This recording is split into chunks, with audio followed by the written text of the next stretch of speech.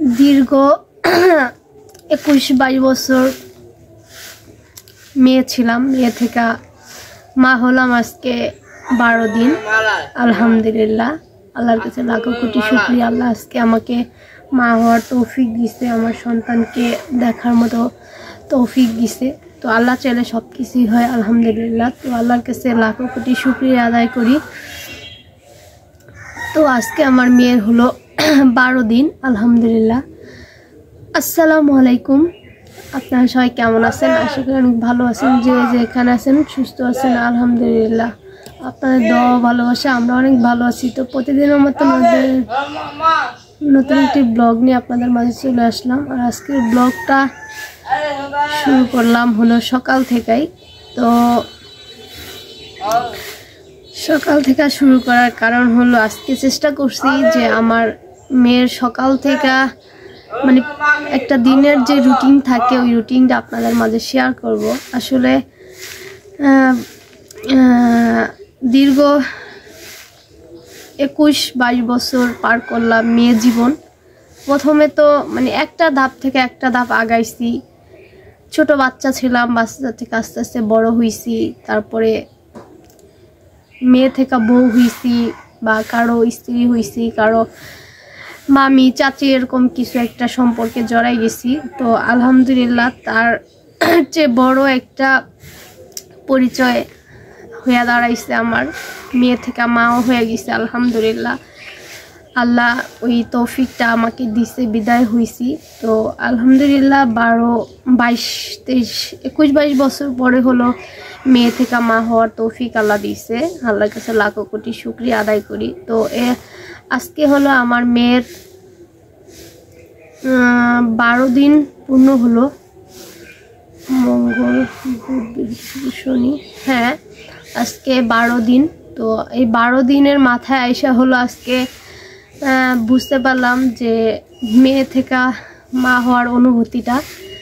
কারণ আমি আজকে আমি কিন্তু প্রথম মানে সিজার যেদিন করানো হয়েছে তারপরের দিন থেকেই আমি সুস্থ আলহামদুলিল্লাহ বলা যায়। কারণ আমাকে রাত 8টা বাজে যখন সিজার করানো হয়েছে, রাত 3টা, 3:30 না 3:45টার দিকে আমাকে বেডে দেওয়া হয়েছিল। তো তখন তো আমার অবস্থা মানে কি ছিল সেটা আমি নিজেও জানি না, আমি কিছুই বলতে পারি না। তো মানে বেডে দেওয়ার আগ পর্যন্ত আমি সুস্থ ছিলাম বলতে মানে অনেক ভয় পাইছি। কারণ একা একটা রুমে আমাকে রাইখা দেওয়া হয়েছিল অবজারভেশনে। তো তারপরে বেডে দেওয়ার পরে আমার মেয়েকে দেখার পরে আমার সাথে কি হয়েছে না হয়েছে আমি আর কিছুই বলতে পারি না, মানে পুরো অজ্ঞানের অবস্থা। প্রচুর পরিমাণে খিঁচানি উঠে গেছিলো আমার, যেহেতু এই ঠান্ডা লাগছে এটা আমি কখনো বুঝতাম না। কারণ আমার ঠান্ডা লাগলে যে উপরে একটা ইয়া থাকে ওইটা মাঝে মানে ওই যে অসুস্থ হয়ে গেছিলাম, তারপরে প্রেশার হাই হয়ে গেছিলো, তখন হলো মাথায় তেল পানি দেওয়ার পরে একটু ঠান্ডা জ্বর লাগছিল। তো ওইটা থেকে হয়তো বা একটু প্রবলেম হয়েছে, আমার বেবিরও হয়েছে, আমারও হয়েছে। তো তারপরে মানে অনেক শীত লাগছে, অনেক খিঁচানি হয়ে গেছে। আমাকে বেডে দেওয়ার পর আমি আর কিছু বলতে পারি নাই। তো তারপরের দিন থেকে আমি যখন সব কিছু মানে আমি দেখছি, তো ওয়াশরুমে গেছি বা বাইরে একটু হাঁটছি, 2-1 বার আমার মা হলো গেট পর্যন্ত নিয়ে আসছে। তারপরে আপনাদের ভাইয়ার সাপোর্টে একটু হাঁটার চেষ্টা করছি 2-3 বার। তারপরে হলো মানে প্রচুর সেলাই তো এত একটা সেলাই নিয়ে আমি একা একা হাঁটার চেষ্টা করছি, একা একা হাঁটছি। মানে আমার রুমে আরও তো 4টা-5টা বেড ছিল, সবাই তাকায় ছিল যে এত তাড়াতাড়ি আমি কিভাবে একা একা হাঁটি। মানে আমি চিন্তা করছি যে আমি যদি কারো উপরে নির্ভর করি তাহলে ওইটাই আমার অভ্যাস হয়ে যাবে। তো একটু ট্রাই করি, তো ট্রাই করছি আলহামদুলিল্লাহ, একা একাই সব কিছু পারছি। বাসায় আসছি, গাড়ি থেকে নাইমা ওই বাসায় একা একাই হাইটে আসছি, আমি কারো সাপোর্টে হাঁটি নাই। তো আলহামদুলিল্লাহ এখন অনেক সুস্থ। তো আজকে হলো মানে মাকে বলছি যে তুমি কিছু করবা না, আমার বেবির যা যা লাগে সমস্ত কিছু আমি করব, দেখি পারি কিনা, না পারলে তো তুমি অবশ্যই আসো। তো অনেক ভোরে হলো সকালে উঠছি, অনেক ভোরে উঠছি ঘুম থেকে। ওইটা হলো আমার বেবিকে একটু ফ্রেশ করাইছি, ফ্রেশ করানোর পরে ওরে খাওয়াইয়া ঘুম পাড়া দিছি, ঘুমাইতেছে তার নানুর কাছে। তো আমি হইল তারপরে উঠা ফ্রেশ ট্রেশ হইলাম, খাইলাম, ওষুধ খাইলাম। তো বাবুর কাঁথা কাপড়ও আমি আজকে ধোয়ার ট্রাই করব, না পারলে তো মা আছেই, কারণ মা হওয়ার অনুভূতিটা কিছু হলো ফিল করব। কারণ সবচেয়ে বড় নাকি মানে বেবির কাঁথা কাপড় বা বেবির কাজকর্ম করলে নাকি এই ফিলটা বেশি আসে। তো এই 12 দিন তো বুঝছি যে মেয়ে থেকে মা হওয়ার অনুভূতিটা কতটা আনন্দময়। তো আজকে হলো বেবি সব কিছু আমি করার ট্রাই করবো, ওইটা আপনাদের মাঝে একটু শেয়ার করব। তো কেউ বাজে কমেন্ট করবেন না যে মায়ের বাড়ি থাকতে আপনি কেন করতেছেন এই সময়। আসলে আমি তারা আমাকে না করছে, আমার আফুর কিন্তু অনেক ঝামেলার পরও সে আমার কাছে ছিল হসপিটালে 4 দিন, তারপরে বাসায় এসে থেকে গেছে 2 দিন, যাতে আমার সমস্যা না হয়, আমার বেবির সমস্যা না হয়, সব কিছু গুছগাছ করে দিয়ে গেছে। তারপরে হলাম আরও থাকতো, তার বেবির পরীক্ষা ছিল, তার স্টুডেন্টদের পরীক্ষা ছিল। তো আজকে হলো ভাগ্নির পরীক্ষা শেষ, তো আগামীকালকে সে আবার চলে আসবে। আসলে একটা মানুষ পৃথিবীতে আসলে একটা যে কোনো একটা জিনিসের প্রতি একটা মায়া জন্মাই যায়।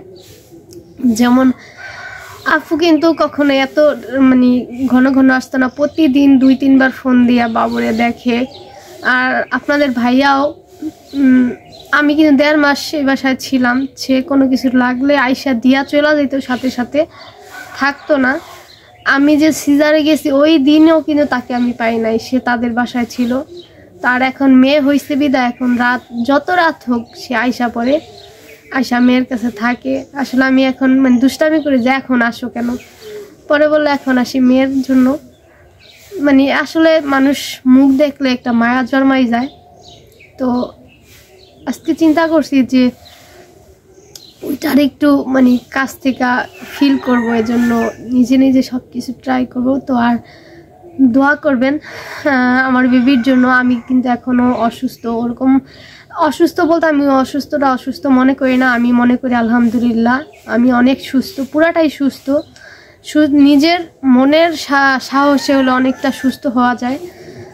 তো সুস্থ এর জন্য হলো নিজের কাজগুলো নিজে করার ট্রাই করব, তারপর না পারলে তো মা আছে অবশ্যই।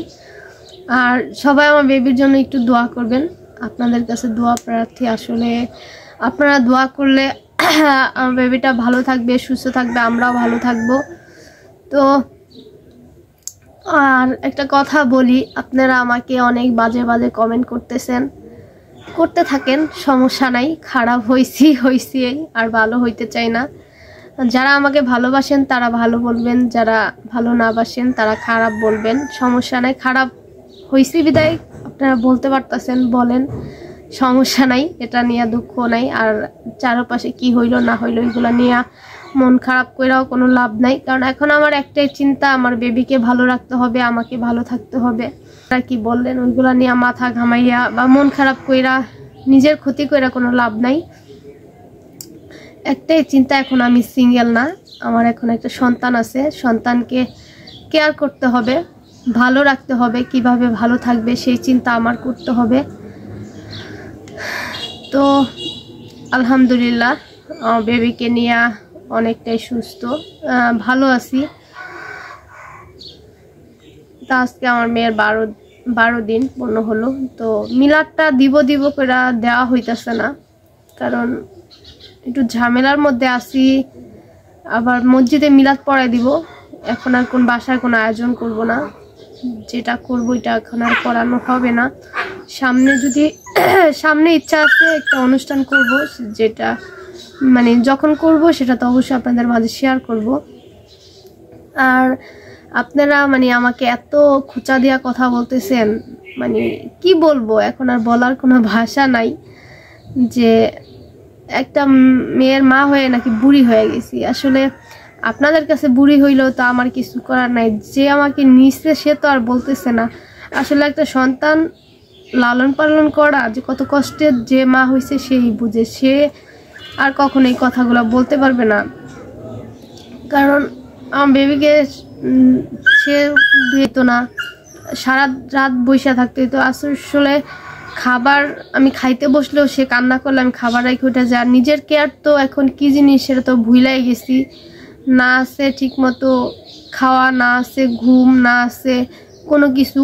সব কিছু মানে সব কিছুর উপরে মনে করি আমি আমার সন্তান, আমারটা জাহান্নামে যাক, ওইটা চিন্তা করে লাভ নাই। আমার কেয়ার ওইটা এখন জাস্ট আমি সুস্থ থাকলেই হয়। আমার এত টেক কেয়ার করা দরকার নেই, এত বিলাসিতা করার দরকার নাই। কারণ অত সাজুগুজু করে থাকে কি হবে? এটা আমি সাজুগুজু করতে যাই, সময়টা নষ্ট না করে ওই সময়টা আমার বেবিকে দিলাম, আমার বেবিটা সুস্থ থাকবে। কারণ আমার বেবিকে ডাক্তার বলে দিছে বেবিদের তো কেয়ার করতেই হয়, তারপরে এক্সট্রা কেয়ার করতে বলছে। কারণ আমার বেবিটা একটু ওয়েট কম হয়েছে, সবাই জানেন। তো এই জন্য ওকে অনেক মানে সাবধানে রাখতে হবে।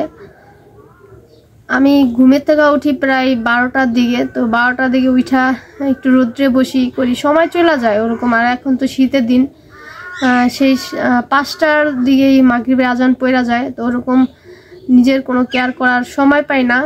যেই সময়টা পাই ওইটা বেবিকে একটু বেশি বেশি কেয়ার করার চেষ্টা করি। তো আপনারা কমেন্ট করতেছেন, বাজে কমেন্ট করতেছেন, ভালো কমেন্ট করতেছেন, যে যা কমেন্ট করতেছেন করেন, সমস্যা নাই।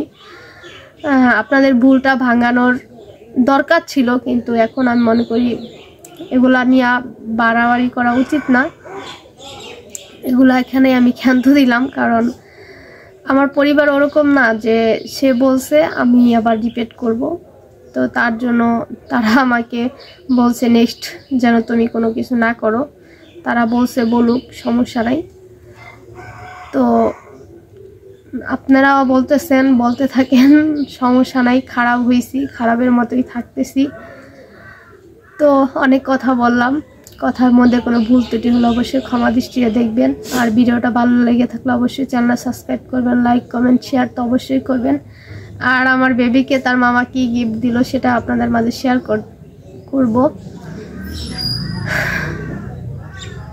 গিফটটা বড় কথা না, সবাই দোয়া করতেছে আমার বেবির জন্য, এটাই হলো সবচেয়ে বড় কথা। দোয়াটাই সবচেয়ে বড় জিনিস আমি মনে করি। সে কাছ থেকে হোক দূর থেকে হোক, দোয়াটাই সবচেয়ে বেটার, সবচেয়ে দরকার। গিফট এটা কোনো মানে আমি কোনো ইস্যুই মনে করি না। কারণ আপনি আমাকে একটা গিফট দিয়েছেন, এটা আজ নয় কাল একদিন থাকবে না, কিন্তু দোয়াটা সারা জীবন থাকবে। তো সাথেই থাকুন, দেখতে থাকুন। আর এখন আর আপনাদের আমার ভিডিওগুলো ভালো লাগবে না, কারণ আমি তো আপনাদের কাছে খারাপ হয়ে গেছি এজন্য। কিন্তু অনেকে আমার ভিডিও দেখতেছেন, কমেন্ট করতেছেন, ভালোবাসা দিতেছেন, তাদেরকে অসংখ্য ধন্যবাদ। আর যারা আমার চ্যানেলটা সাবস্ক্রাইব করছেন তাদেরকে অসংখ্য ধন্যবাদ। আর যারা নতুন বন্ধু ভিডিও দেখেন, যদি ভিডিওটি ভালো লেগে থাকে অবশ্যই চ্যানেলটা সাবস্ক্রাইব করে দিবেন, লাইক কমেন্ট শেয়ার করে দিবেন। আর ভিডিও ভালো না লাগলে কেউ বাজে কমেন্ট করবেন না অন্তত। আর যদি আপনাদের মনে চায় যে আসলে আমি একটা বাজে, তাহলে একটা বাজে কমেন্ট করে যাবেন, এটাই স্বাভাবিক। তো কিছু করার নাই, আর কিছু মনেও করি না এখন। তো এই যে খালামনরা হলো আসছে আমার বেবিকে দেখার জন্য। খালতো বোনরা আইসা হলো দেখা গেছে। তো খালামনি একটু ব্যস্ত ছিল, আসার কথা ছিল আর আগেই, তো আসতে পারে নাই। তো এই যে ছোট ভাই হলো আবার খাবার দিয়ে গেছে। এখানে কি আছে দেখি। তা আমি তো ওই ভাজা পোড়া এগুলো খাইতে পারবো না। এখানে আছে ফুচকা, ফুচকা মশলা, চটপটি সরি, টক পানি, আর আছে হলো সব কিছুই হলো দিয়ে গেছে। আর এখানে হলো ঘুমনি। তো এগুলো হলো খালামনি খাবে, মাও খায় না অবশ্য। আর এখানে আছে হলো আমার জন্য, বেবি হওয়ার আগে আমার ভাই আমার আচার এনে দিছিল, খাওয়া হয় নাই। ও মা বেডুকাও দি পরে আবার দেখা মনে। এই যে আমি রুটি অর্ধেকটা খাই, আর খাইতে পারি না, আমার বেবির জন্য উঠা গেছে। আর এই যে স্পেশাল সেই বিখ্যাত কেক, আজকে হলো আমার ছোট ভাইয়ের জন্মদিন, পরে দিন না আমি। তো ওর হলো আজকে 17 বছর পূর্ণ হয়েছে। আমার ছোট ভাই আর আমার মেয়ের জন্ম হলো একই মাসে, ডিসেম্বরের 3 তারিখ হলো 2024 সাল আমার মেয়ের জন্মদিন। আর আমার ছোট ভাইয়ের জন্মদিন হলো 2007 সালের ডিসেম্বর 10 তারিখ। আর আমার বড় ভাইয়ের জন্মদিন হলো মার্চের 26 তারিখ। আর আমার বড় ভাগ্নির জন্মদিন হলো মার্চের 3 তারিখ। তো মার্চের 3 তারিখ হলো ভাগ্নির জন্মদিন, আর ডিসেম্বরের 3 তারিখ হলো আমার মেয়ের জন্মদিন। তো কালকে হলো সবার আগে আমার বড় ভাগ্নি তার মামাকে উইশ করছিল। তো সে তো ঢাকা, তার জন্যই কেকটা আনা। তো তারপর হলো আমি উইশ করছিলাম। আমি আবার দুষ্টামি করছি যে আমার মেয়ে উইশ করছে, আমার মেয়ের কেক কই, এই যে কেক নিয়ে আসছে দেখেন। আরে একটু খুলো তো ভাইয়া।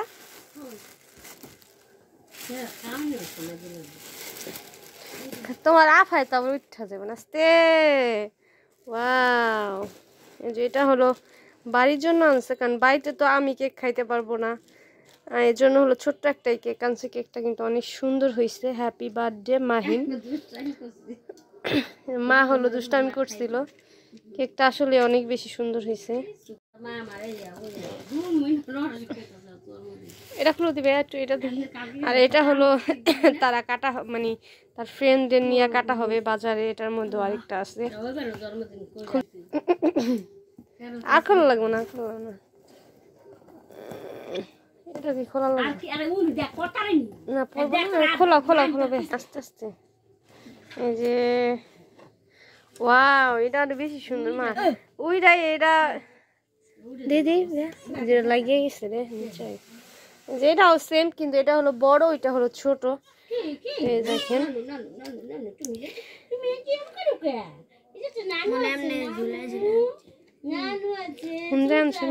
এটার মধ্যে হলো লেখা আছে হ্যাপি বার্থডে মাহিমাল। এখানে কি লাগছে আমি বুঝতেছি না। এখানে কি লাগছে? টাকা হ্যাঁ না, কি লাগছে আমি বুঝতেছি না। যাই হোক,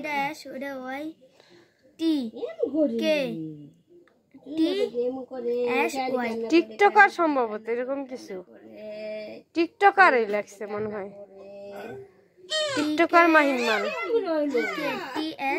টিকটকার মাহিমাল এরকম কিছু লাগছে। তো যাই হোক,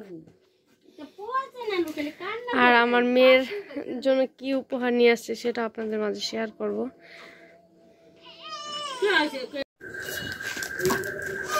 ধরো গাও আপনি শুনি।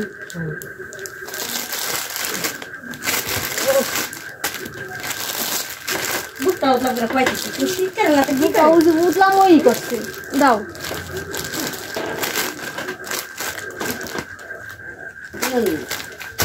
আচ্ছা না।